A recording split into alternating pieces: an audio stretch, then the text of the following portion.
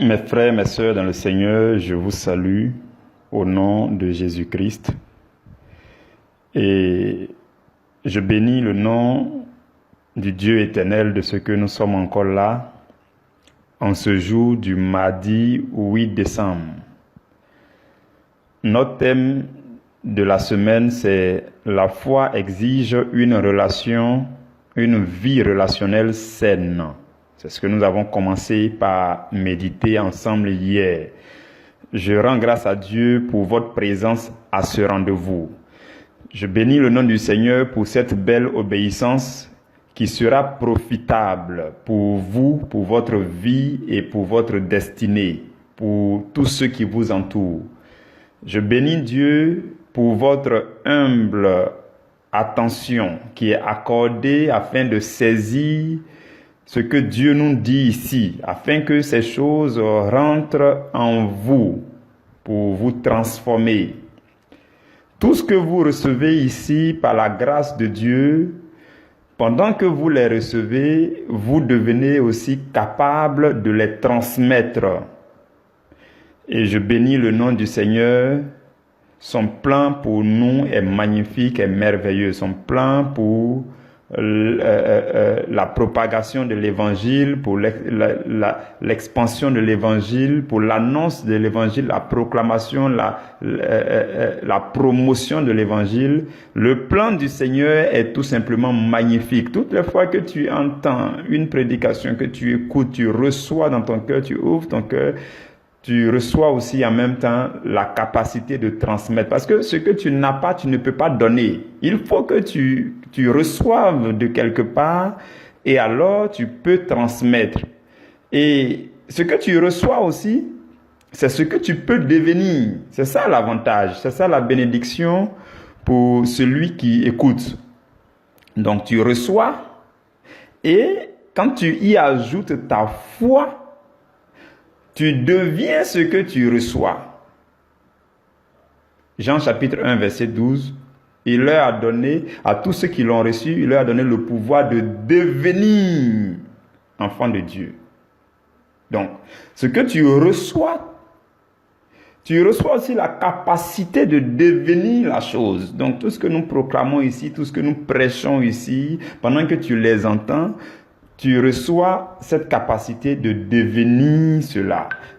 Ces choses deviennent réalité. Ces paroles deviennent chères dans ta vie. Et dans le même temps, puisque tu as reçu, on ne peut donner que ce qu'on a reçu. On ne peut donner que ce qu'on a. Donc, puisque tu as reçu et que tu as, tu deviens aussi capable de transmettre avec puissance. Voilà pourquoi je bénis vraiment le nom du Seigneur pour chaque jour de méditation que nous avons ici, pour les sous-thèmes que le Seigneur nous donne, pour l'Esprit de Dieu qui est présent et qui parle de la part de Dieu pour chacun, à chacun. Chacun entend dans sa langue maternelle. Chacun entend. Quand on prêche ici, chacun entend la voix du Saint-Esprit dans sa langue propre, dans sa vie personnelle, individuelle, en fonction de ses situations personnelles. Dieu parle individuellement à chacun. Que le Seigneur continue de vous affermir.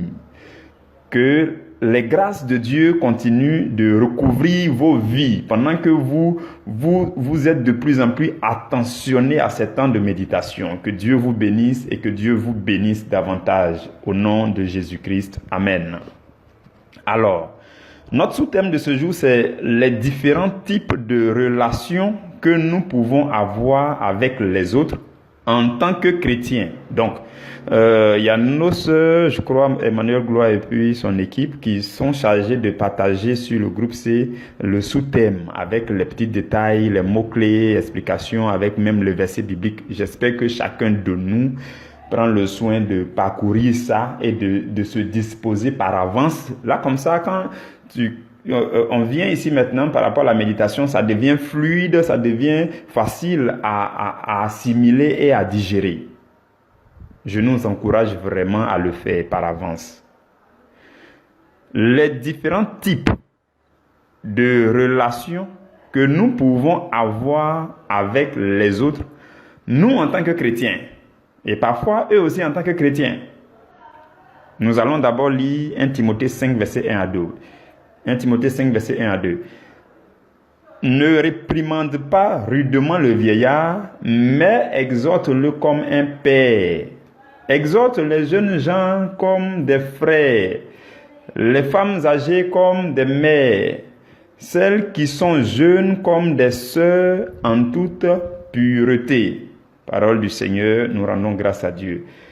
Saint-Esprit de Dieu, viens prendre le contrôle, glorifie-toi, glorifie le nom du Dieu créateur, glorifie le nom de notre Seigneur Jésus-Christ à travers cette méditation. Bénis nos vies, visite nos vies et demeure avec nous au nom de Jésus. Amen. Frères et sœurs, notre méditation, notre réflexion d'ensemble va tourner autour de 3 points. 3 points essentiels. D'abord, nous allons parler du fait que lorsque nous sommes en contact avec des gens, ce sont des parties de sémences. Nous allons parler de ça. Ce qui se passe en réalité quand vous êtes en contact avec quelqu'un, peu importe la personne. Nous commencerons là. Et par la suite, nous allons parler des façons d'être en relation. Les 3 façons d'être en relation avec quelqu'un. Nous allons voir cela. Et enfin, je vais nous parler maintenant des types de relations qu'on peut avoir en tant que chrétien. Voici les 3 grands points de notre méditation. Je nous engage à nous connecter, à ouvrir nos cœurs, à suivre véritablement ce qui sera dit. Prêtons attention diligemment à la voix de l'Éternel. Mes frères, mes sœurs dans le Seigneur, je voudrais nous dire que tout ce que vous voyez, tout ce que vous voyez autour de vous, tout ce que vous entendez aussi, tout ce que vous touchez même aussi, ces choses peuvent influencer positivement ou négativement votre personne. Positivement ou négativement. Ou bien ça peut avoir une influence neutre sur vous. Ça peut ne pas avoir d'influence. En tout cas, pas d'impact trop. Par exemple, tu passes et puis tu vois un mur. Ça ne dit pas grand-chose. Ça n'a pas d'impact. Par contre, tu vois une personne qui te parle, à qui tu as serré la main et puis vous parlez, vous échangez longuement. Ça peut avoir une influence soit positive, soit négative sur ta personne. Dans 2 Pierre au chapitre 2, le verset 8, l'apôtre Pierre nous révèle que lorsque Lot, le neveu d'Abraham, était à Sodome et Gomorrhe, il habitait au milieu de ce peuple criminel.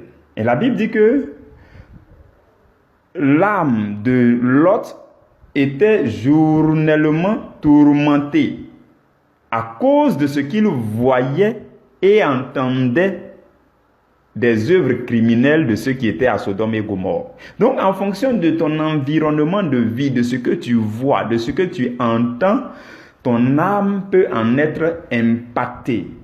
Ta personne peut en être influencée. C'était le cas de Lot quand il était à Sodome et Gomorrhe. Et la Bible dit de Lot qu'il était juste parmi ce peuple-là. Vous comprenez?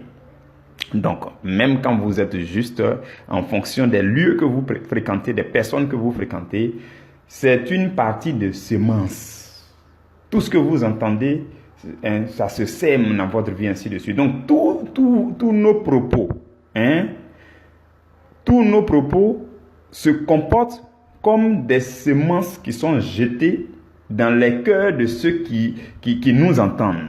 Donc, quand tu parles à quelqu'un, ta parole se comporte comme une semence qui s'en va se s'aimer dans le cœur de celui qui t'écoute.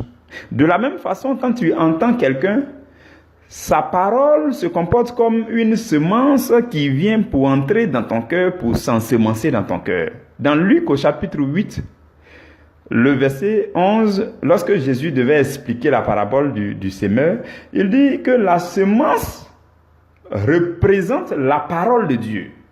Donc, La parole se comporte comme une semence. Tout ce que vous dites, tout ce que les gens entendent de vous, et ainsi de suite, ça se comporte comme une semence. Ça rentre en eux et ça peut germer, ça peut grandir, ça peut porter du fruit. Ça peut être un fruit négatif ou bien un fruit positif. Donc, tout ce qui sort de notre bouche et qui vient donc de notre cœur peut influencer ceux qui nous entendent. Et aussi, tout ce qui entre en nous peut aussi nous influencer. Tout ce qui entre en nous venant des autres peut aussi nous influencer. Dans Marc 7, Marc chapitre 7, Jésus dit, ne comprenez-vous pas que rien de ce qui du dehors entre dans l'homme ne peut le souiller? Et au verset 19, il dit, car cela n'entre pas dans son cœur. Vous voyez, il parle de la nourriture. Parce que les gens ont dit, mais pourquoi ils ne se sont pas lavé les mains et puis ils sont en train de manger? Il dit, non, ce qui entre dans la bouche, ça ne peut pas souiller quelqu'un. Là, il parle de la nourriture. Il dit, car cela n'entre pas dans son cœur, mais dans son ventre. Ça dit, ça passe par sa bouche, ça rentre dans son ventre. Il dit, puis s'en va dans les lieux secrets qui purifient tous les aliments, ainsi de suite.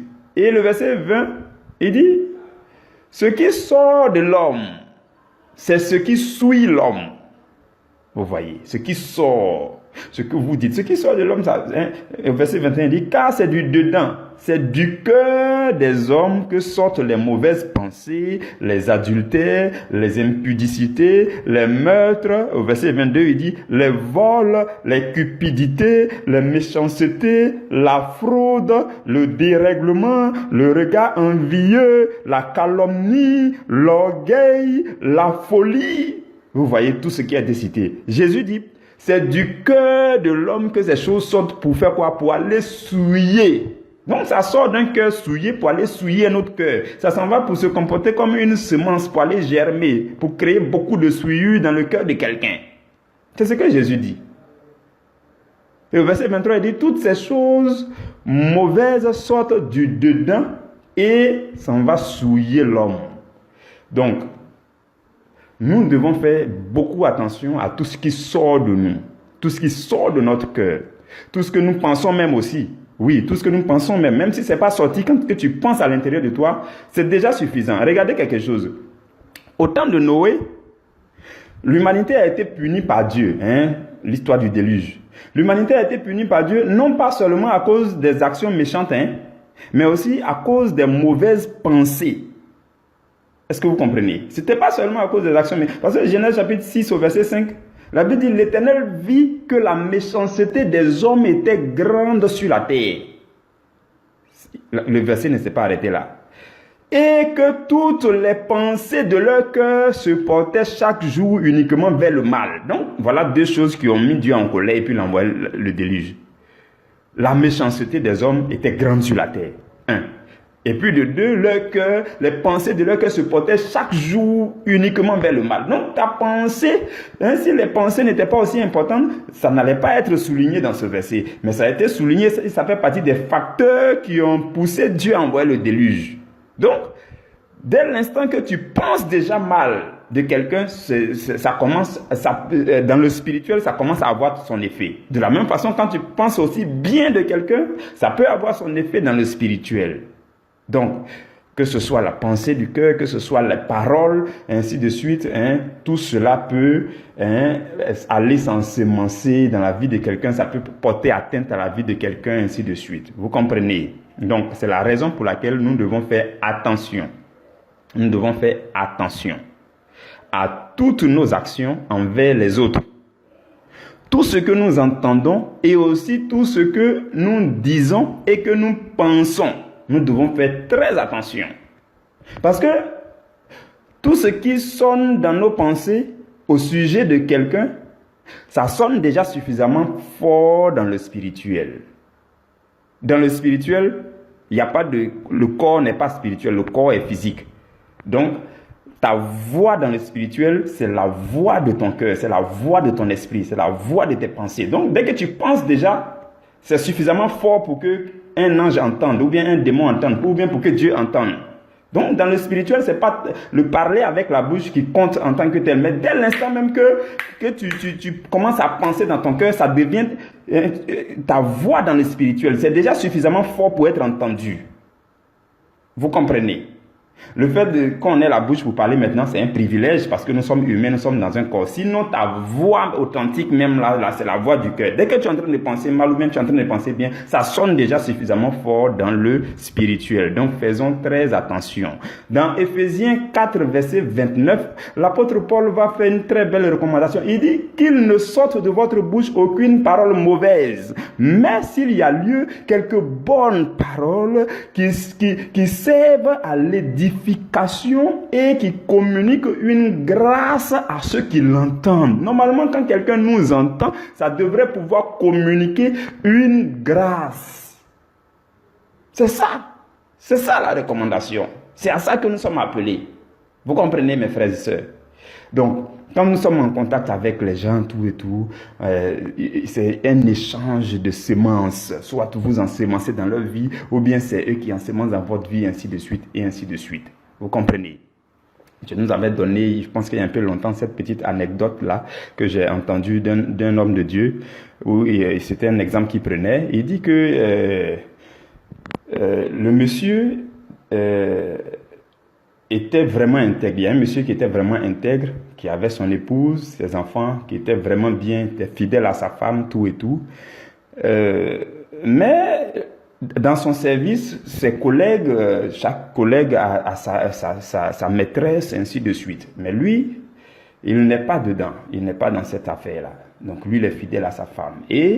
Mais à chaque fois, souvent les vendredis, ils sortent pour aller faire after work, pour aller manger un peu tout et tout. Et régulièrement, d'autres viennent avec leur maîtresse, leur épouse sont à la maison, ainsi de suite. Il est souvent dans cette ambiance-là. Vous voyez, un peu comme Lot à Sodome et Gomorrhe. Et donc, ses amis vont lui demander, mais souvent, mais toi, tu es comment? Tu n'es pas un homme ou bien, mais toi, tu es toi. Ces choses-là, ces semences-là vont rentrer en lui, vont s'asseoir. Quelqu'un qui est sérieux, qui est vraiment sérieux. Et il a refusé, il a résisté. Il a vraiment résisté. Mais les semences sont déjà rentrées. Ça est là, si tu ne fais pas attention, ça peut germer. Donc, ce n'est qu'au bout de 2-3 ans que le monsieur il a commencé à avoir des petits soucis avec sa femme. Les semences qui ont été semées il y a 3 ans, c'est ça qui a commencé à bouger en lui. C'est là qu'il va commencer à commettre de l'erreur. Donc vous comprenez comment est-ce que notre environnement peut nous impacter. Tout ce que vous entendez. C'est pourquoi je dis faites attention de la façon dont vous écoutez. Faites attention à qui vous prêtez oreille. Faites attention à qui vous fréquentez. Faites attention. Nous devons avoir une vie relationnelle saine. Nous devons tout faire. Voilà pourquoi il est important, quand tu as eu une lourde journée, que tu es rentré, il faut prier copieusement pour dire, Seigneur, tout ce qui s'est attaché à moi, tout ce que j'ai entendu et qui était venu pour m'influencer négativement, toutes les paroles qui voulaient s'ensemencer, mon Seigneur, je les nettoie. Seigneur, un nettoyage. Avant de dormir, c'est important de faire ce genre de nettoyage par rapport à tout ce qui s'est attaché à toi, tout ce qui s'est accroché à toi durant la journée. Et là, quand tu dors, Dieu peut renouveler les choses et puis enlever certaines choses.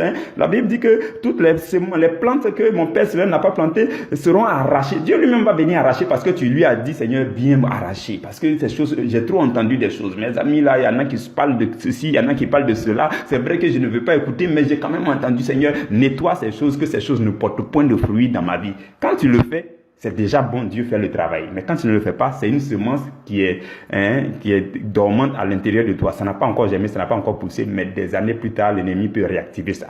Donc, vous comprenez. Lorsque nous sommes en contact les uns avec les autres, nous devons veiller à ce que ce soit des contacts sains, qui sont propres, ainsi de suite. Maintenant, je vais nous parler des 3 façons d'être en relation.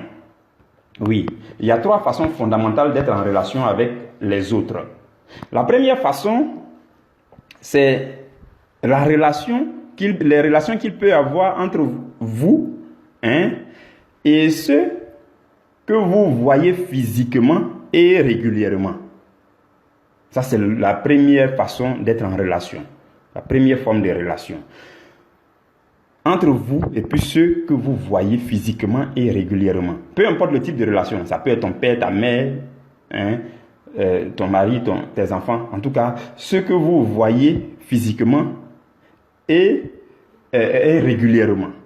Ça, c'est la première forme de relation. Ce qui vous lie, hein, dans ce premier cas-là, ce qui vous lie, ce sont vos pensées. Vous les voyez, vous les touchez, vous leur parlez, mais en même temps aussi, même quand ils sont absents, vos pensées sont là. Vos pensées, dès que vous pensez à eux, dans le spirituel déjà, il y a un contact qui s'établit.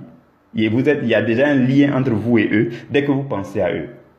Vos échanges, lorsqu'ils sont devant vous, vos échanges, vos causeries face à face, c'est ce qui vous lie aussi. Ou bien vos échanges à distance. Aujourd'hui, les NTIC ont fait de sorte que même quand ton frère est au bureau, que tu es à la maison, vous pouvez échanger. Donc, voici toutes ces façons d'être en contact avec ceux-là qu'on voit physiquement et régulièrement. Ça, c'est la première forme. Maintenant, on doit tout simplement faire attention dans nos relations avec ces personnes.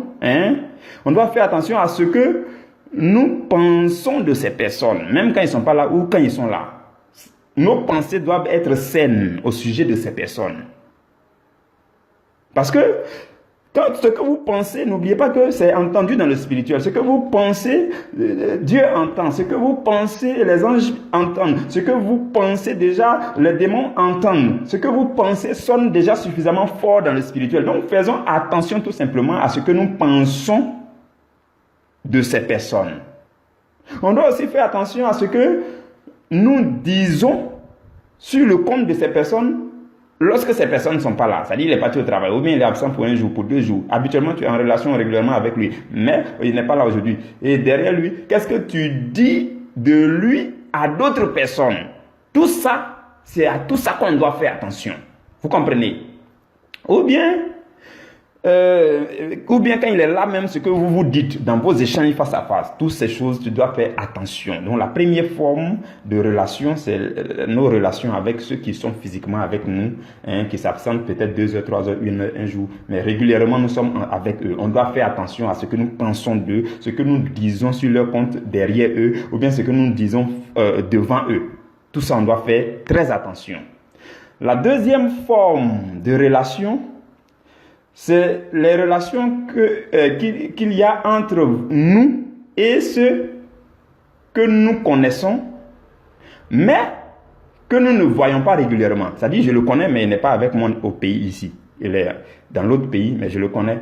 On s'est déjà vu 1, 2 fois, ou bien depuis l'enfance, on s'était déjà vu, ou bien on était des amis au pays, mais on ne le voit plus régulièrement, mais on le connaît. Vous voyez, non, ça c'est la deuxième forme de relation. Il n'y a plus d'échange face à face. On ne peut plus se toucher. Mais on est quand même en relation parce que tout ce qui nous fait la différence, c'est la distance. C'est tout. Sinon, ce qui nous lie, nos pensées déjà nous lient. Quand je pense à lui spirituellement, il y a une liaison qui peut s'établir. Vous comprenez? Ou bien nos échanges à distance avec les NTIC aujourd'hui, le WhatsApp, les Facebook, tout ça, tu es en contact avec lui. Même si physiquement tu ne le touches pas, tu ne le vois pas. Dans ce cas-là aussi, on doit faire attention à ce que on pense de ces personnes. On doit faire aussi attention à ce que nous disons aux autres au sujet de ces personnes. Le berger Mackay, il est à Dakar. Toi, tu es en Côte d'Ivoire. Maintenant, quand tu causes avec d'autres personnes en Côte d'Ivoire, tu parles du berger Mackay. Ce que tu dis là, tu dois faire attention à certaines choses dans ce que tu dis. Parce que ça peut porter atteinte justement, soit à lui, soit à toi, dans le spirituel. Ou bien ce que vous vous dites quand vous échangez à distance. Donc, dans vos échanges à distance, dans les notes vocales, dans les appels, WhatsApp, tout ça, tu dois faire attention. C'est tout ça qu'on appelle relation. Donc, je suis en train de nous présenter les formes de relation. Et la dernière forme de relation, la dernière forme de relation dont je voudrais nous parler, c'est les relations entre nous et ceux qu'on ne connaît pas. Non seulement on ne les connaît pas, mais on ne les voit pas. C'est bizarre, hein? C'est bizarre de dire que je suis en relation avec quelqu'un qui est en Corée du Sud. Pourtant, je ne l'ai jamais vu, je ne le connais pas. Ça, c'est la troisième forme de relation. Ceux qu'on ne connaît pas et en même temps, on n'est pas en contact avec eux. Pourquoi est-ce que je dis qu'on est en relation? On est en relation parce que la conscience de leur existence, tu es conscient qu'ils existent. C'est déjà suffisant dans le spirituel pour qu'il y ait une relation entre toi et eux. Oui.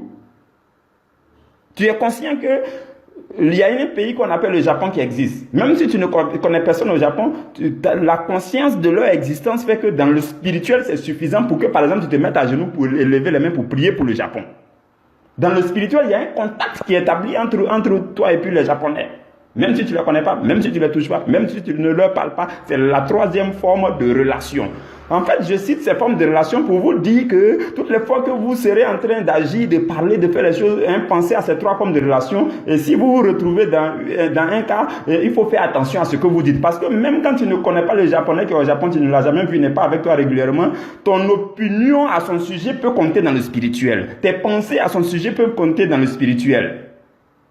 Souvent, on dit qu'il y a élection aux États-Unis. Tu ne connais même pas un Américain. Mais toi, de toute façon, tu as parlé de Donald Trump. On dirait que tu le connais ou bien c'est ton ami. Souvent même, tu as parlé, tes propos vont devenir un peu violents ou bien un peu...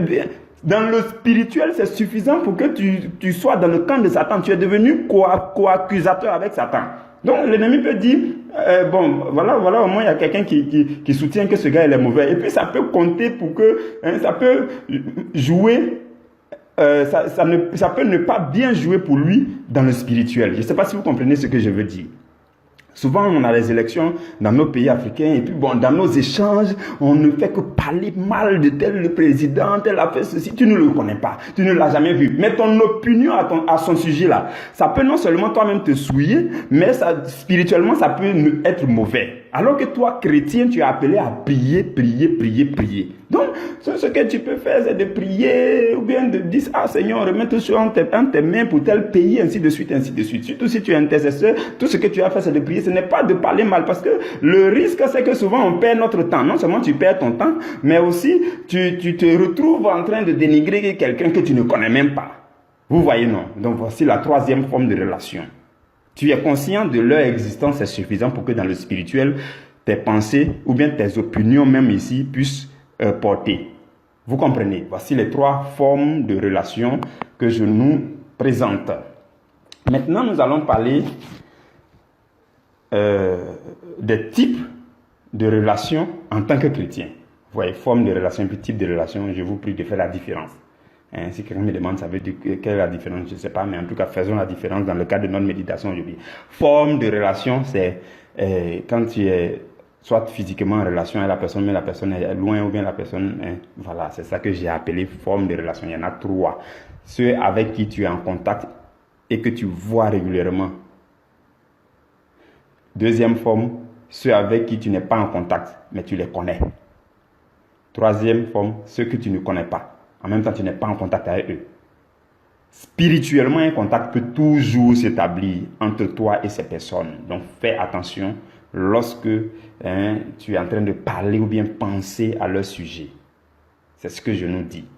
Et je vais nous prendre quelques exemples de types de relations en tant que chrétien.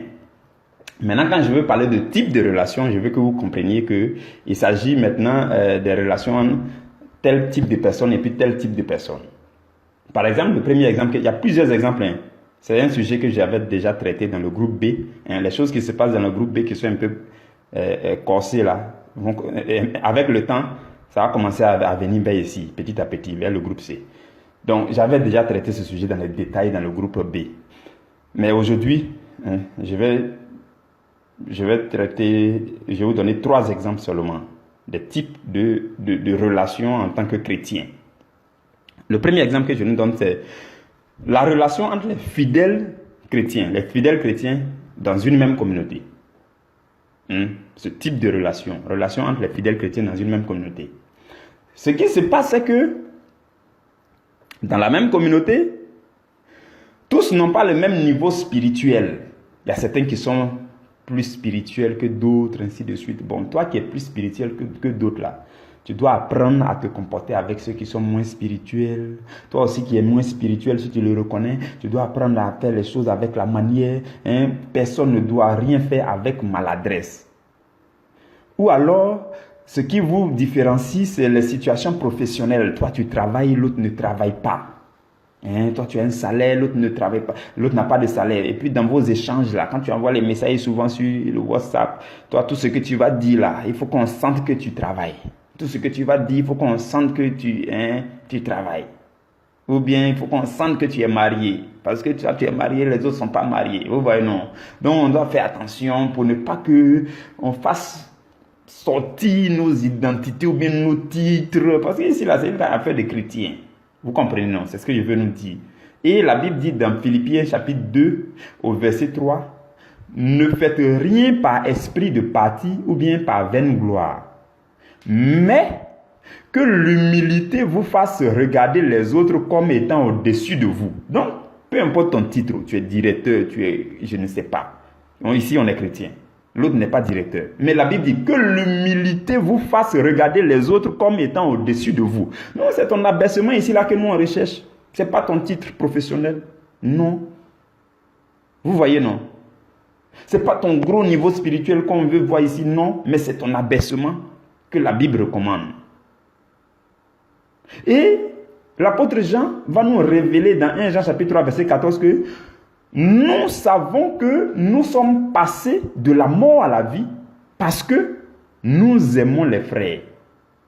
Et la Bible dit celui qui n'aime pas demeure dans la mort. Donc l'amour entre les frères chrétiens, l'amour entre les frères chrétiens. Donc l'indicateur pour qu'on sache que tu es effectivement passé de la mort à la vie éternelle, c'est que tu aimes les frères, peu importe sa tête, peu importe sa manière de faire, peu importe son français, peu importe ses défauts.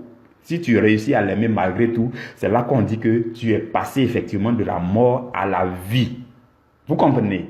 En tant que fidèles chrétiens entre nous ici, c'est comme ça que nos relations devaient être relations d'humilité. Vous comprenez, non? C'est comme ça. Maintenant, de façon générale, ça peut être une relation entre deux fidèles de sexe opposé. Souvent, quand c'est deux fidèles de sexe opposé, c'est délicat. Ou bien l'un est marié, l'autre n'est pas marié. La Bible dit que nous devons nous saluer d'un saint baiser. Oui. Tu vois la dame là avec son mari. Vous sortez de l'église. C'est là tu vas aller lui faire à tout devant son mari. C'est compliqué.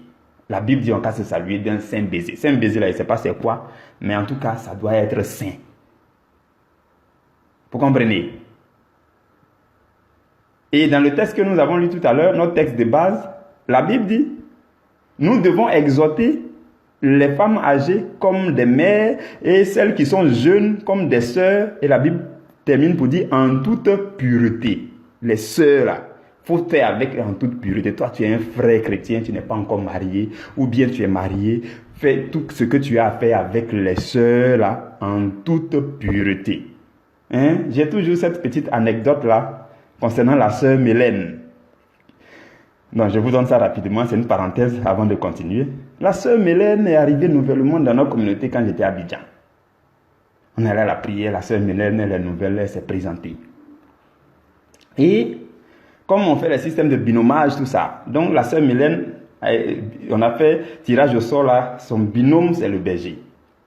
Ok, donc après la prière, après la prière évidemment, il faut t'approcher des nouvelles personnes pour échanger. Je m'approche de la sœur Mélène, comment tu vas, ça va bien, bonne arrivée, vraiment, comment tu as trouvé la prière, est-ce que ça va, tu te sens, oui, ok. Mais j'ai entendu que tu t'appelles Mélène, mon épouse s'appelle aussi Mélène. Elle dit, ah bon, ah d'accord, donc moi aussi je peux être ta femme alors.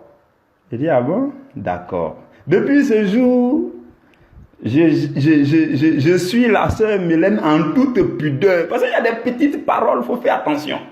Quelqu'un te dit, mon épouse s'appelle Mélène comme toi, toi tu dis, ah donc je peux être aussi ton épouse. Ça veut dire quoi? Ça c'est quelle mentalité? Déjà tu fais attention. Je me suis souvenu de 1 Timothée 5 verset 2. Exhortez-les en toute pudeur. La sœur Mélène est mon binôme, mais quand je dois l'exhorter maintenant, c'est en toute pudeur et distancia. Vous comprenez? Donc on doit faire attention dans le corps du Christ. On ne sait jamais. Il faut un peu de prudence sur le côté. Je ferme la parenthèse. Le deuxième exemple que je veux nous donner, c'est les relations entre les responsables d'une même communauté. Vous voyez, non? Vous êtes responsable. On dit, ah, vous êtes responsable de tel groupe, de tel département, ou bien ainsi de suite. La relation entre vous et puis l'autre responsable dans la même communauté, lui, il est responsable aussi d'un autre groupe dans la même communauté. Relation entre responsable et responsable, vous devez faire attention. Vous devez tout faire de façon propre. Parce que il arrive qu'il y a compétition ou bien concurrence entre les responsables. Ça, ce n'est pas bon. Ce n'est vraiment pas bon. Parce que ça aboutit à ce qu'on appelle le conflit d'intérêts. Oui. Chacun veut montrer qu'il est le plus agréable, le plus travailleur, le plus au service. Et il ne veut pas montrer ça à Dieu. Il veut montrer ça au premier responsable. Il veut montrer ça au berger. Non, non, ça finit toujours dans conflit d'intérêts. J'avais déjà prêché ça, ce thème-là dans le groupe B, et ceux du groupe B sont en train d'écouter encore. J'espère que vous vous souvenez de ces choses et que vous vous appliquez à vous-même. Non, il n'est pas question de concurrence, il n'est pas question de compétition, non. C'est pas fait de gros bras ici. Donc, faut te calmer. Si tu dois c'est plaire au Seigneur. Tout ce que tu as à faire, c'est de plaire au Seigneur. Ici, tu vois que parmi les responsables, il y a un autre qui est un peu faible, tu l'aides. Tu échanges avec lui, ainsi de suite. Les fils de Zébédée, Jacques et Jean, se sont mal comportés comme ça. Ils sont venus voir Jésus pour dire, Pierre, là, il est toujours derrière toi. Quand tu parles un peu, c'est Pierre qui répond. Quand tu parles un peu, c'est Pierre qui répond. Et puis, Jacques dit, moi et puis mon frère Jean, là, le jour où tu seras dans ta gloire, je veux que moi je sois à ta droite, Jean n'a qu'à être à ta gauche. Jusqu'à leur maman Salomé est venue les soutenir pour dire, Jésus, pardon, quand tu seras dans ta gloire, mes deux fils là, il faut mettre un à ta gauche, l'autre à ta droite. Pierre n'a pas sa place à côté de toi. Les 10 autres, même les 9 autres, ils n'ont qu'à aller loin. Ils n'ont pas leur place. C'est Jacques et Jean qui ont leur place. Ils ont commencé à faire comme ça. Vous voyez, non? C'est compliqué. Et le Seigneur Jésus dit non, il ne doit pas en être ici, ainsi parmi nous. Parce que les gens des nations tyrannisent les gens, ainsi de suite. Mais dans le corps du Christ, il ne doit pas en être ainsi. Donc, quand tu es responsable, tu dois de l'honneur, du respect à l'autre responsable. Ça, c'est le deuxième exemple. Je vous donne le troisième exemple pour terminer. Il y a bien d'autres exemples. Lorsque nous sommes encore dans le corps du Christ en tant que chrétiens, il arrive que nous sommes en relation en tant que chrétiens avec les non-croyants. Oui, ça aussi c'est une relation. Les non-croyants, eux ils sont païens, ils sont dehors. Ils n'ont pas encore accepté Jésus. Ta relation avec eux là, c'est une relation très délicate. Oui. Parce que eux là, ils attendent de découvrir des œuvres excellentes en nous. Parce que tu dis tu es chrétien, depuis là on veut voir ta lumière briller. Il y a des gens là, c'est pas parce que tu leur as parlé qu'ils vont faire, mais c'est parce qu'ils ont vu qu'ils vont faire. Il y a des Thomas comme ça. Oui. Eux là, ils ont entendu parler de Jésus, c'est pas leur problème. Je veux voir qu'un chrétien se comporte bien d'abord. Donc sans t'en rendre compte, tu es en relation avec eux, tu dois briller de la lumière de Christ autour d'eux.